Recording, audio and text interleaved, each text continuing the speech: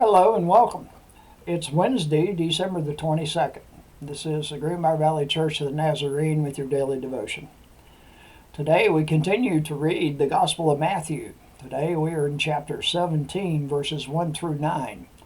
Here's the word of the Lord. After 6 days, Jesus took with him Peter, James, and John, the brother of James, and led them up a high mountain by themselves. There he was transfigured before them. His face shone like the sun, and his clothes became as white as the light. Just then there appeared before them Moses and Elijah talking with Jesus. Peter said to Jesus, "Lord, it is good for us to be here. If you wish, I will put up 3 shelters, one for you, one for Moses, and one for Elijah." While he was still speaking, a bright cloud covered them, and a voice from the cloud said, "This is my Son, whom I love. With him I am well pleased. Listen to him."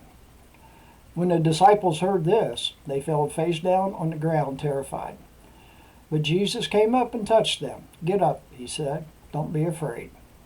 When they looked up, they saw no one except Jesus. As they were coming down the mountain, Jesus instructed them, "Don't tell anyone what you have seen until the Son of Man has been raised from the dead." This is the word of the Lord.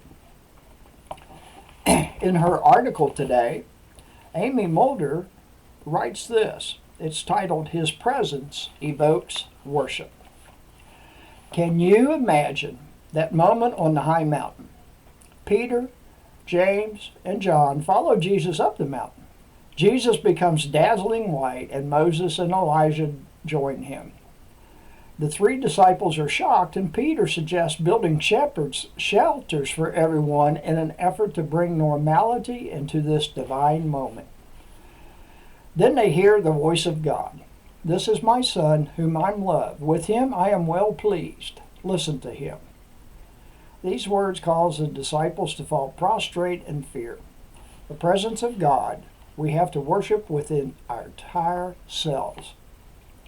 Incredibly, it is not the presence of Moses and Elijah or Jesus' transfiguration that impacts the disciples as much as God's words. Jesus is beloved. He is making God the Father proud, and God implores the disciples to listen. The disciples must have been forever changed after this mountaintop encounter with the living God. God's presence should radically change us. Not only do we get the opportunity to worship the living God with our entire selves, but we can listen to what God is telling us. As we step towards the manger this season, we need to ask, what do I need to hear from God today? The hymn is "Of the Father's Love Begotten" by Aurelius C. Protintus. Of the God's love forgotten, ere the worlds begin to be. He is Alpha and Omega. He is the source, the everlasting He. And from the 99th Psalm, verse 9, "Exalt the Lord our God and worship at his holy mountain, for the Lord our God is holy." And this is your daily devotion for Wednesday, December the 22nd. Have a blessed day.